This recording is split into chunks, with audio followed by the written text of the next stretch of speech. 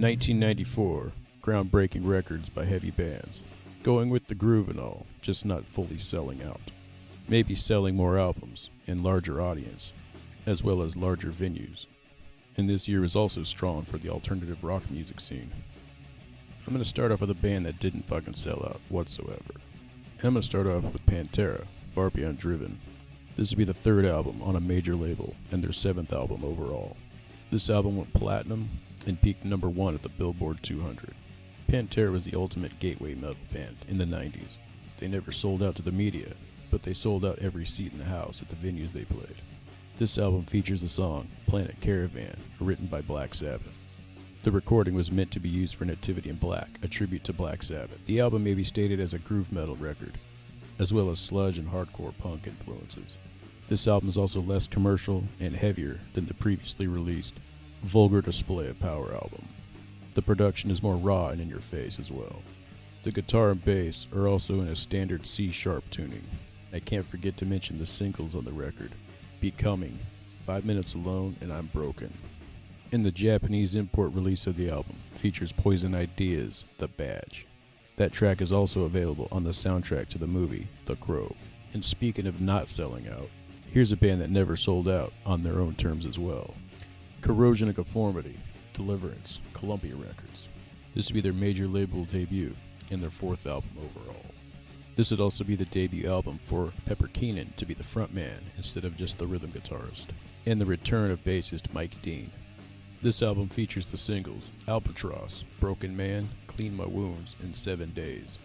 And by not selling out, this band went back to the 70s, with heavy influences of Black Sabbath, Lynyrd Skynyrd, ZZ Top, Thin Lizzy, and many more. In this album, they also stripped down their punk and thrash influences as well. The production of the album has a very expensive sound quality, despite the budget they were on. This album finally went gold in the year 2023, and is their highest selling album to date. The album was originally going to be released by Relativity Records, but then Columbia Records bought the record label. Another song was recorded for the album, but it ended up on the soundtrack to the movie Clerks. The song, Big Problems. The vocals were done by drummer Reed Mullen. The song is a re-recording of an old demo that Woody Weatherman and Reed wrote together. Number 3, Testament, Low. Their final album on Atlantic Records, and their 6th album overall. This is the only album to feature drummer John Tempesta from White Zombie, and also features lead guitarist James Murphy, and the last album to feature bassist Greg Christian until the album Formation of Damnation in 2008. Testament delivered mostly Bay Area thrash metal, but this album expresses some groove elements as well. This album was also produced by Garth and Testament. This album also features the singles Low and Dogface Gods. The whole album is incredible and features no filler. However, there is a standout track that probably should have been a hit, and that's Trail of Tears, which is a ballad. This album is much heavier than the previous releases they came out with, and there are some death metal overtones as well.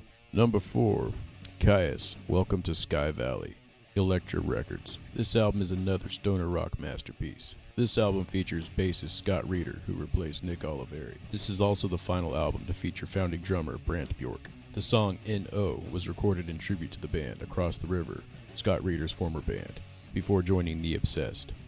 The singles on the album are Demon Cleaner and Gardenia. The band Tool even covered Demon Cleaner, featuring Scott Reeder a few times on stage. And the song is also featured on Guitar Hero Metallica.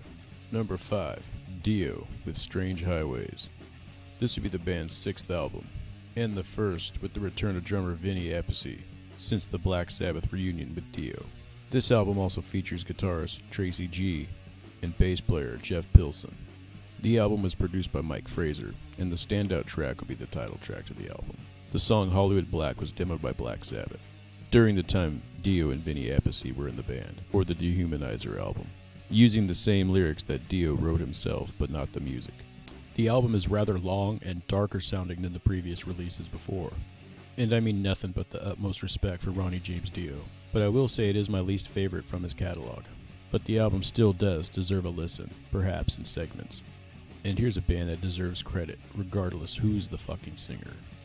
And we're talking Black Sabbath, with the album Cross Purposes on IRS Records. This would be their 17th album, as well as the return of vocalist Tony Martin, and also features drummer Bobby Rondinelli. And of course guitarist Tony Iommi and bass player Geezer Butler, as well as Jeff Nichols on keyboards. I feel like this album has been very overlooked.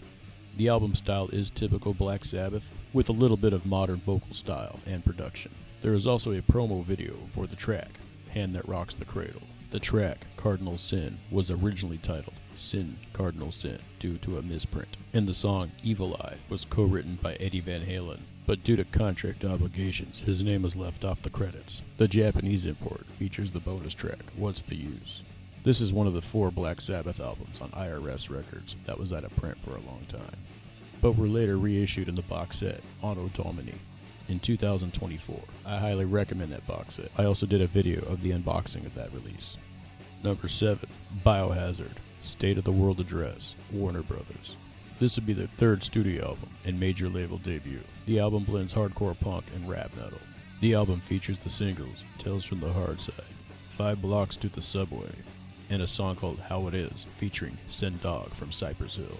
This is also the band's final album to feature lead guitarist Bobby Hemp, until his return in 2012 for the album Reborn in Defiance. Audio samples from the film Reservoir Dogs appear in the track Lack Thereof. The Billboard 200 marked this album at number 48 in its first week. It is kind of a big surprise seeing a hardcore punk band on a major label selling so much, and the band did not sell out to the media. And here's a band that probably should have been bigger than what they were. Number 8, Acid Bath, When the Kite Stream Pops, Rotten Records. I mean, the album was on an independent release and sold over 37,000 copies in the US alone. And there was 0 promotion as well, minus the video for Tobebo Kumi. This would be their debut album, which influenced many bands in the sludge metal scene, another thing that Louisiana is known for.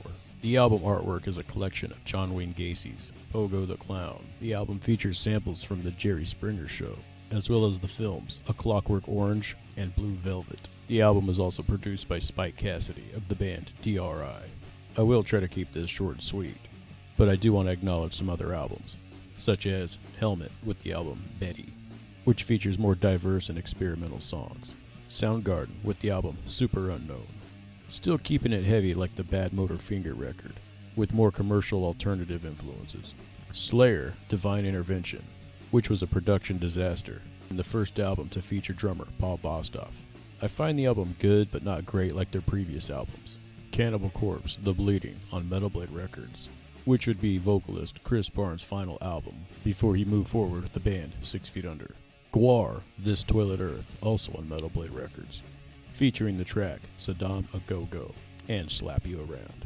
The album has a blend of heavy, funny, and weird all in one. But what else do you expect from Gwar? And I can't forget the debut album by the band Machine Head, Burn My Eyes, Roadrunner Records. Bay Area thrash metal with groove influences. Features former Violence guitarist Rob Flynn on vocals. Thank you for checking out Mean Street Journal. Until next time, don't forget to like, subscribe, and hit the fucking bell. Please and thank you. Also check out Mean Street Wear on TeePublic for all your offensive apparel needs.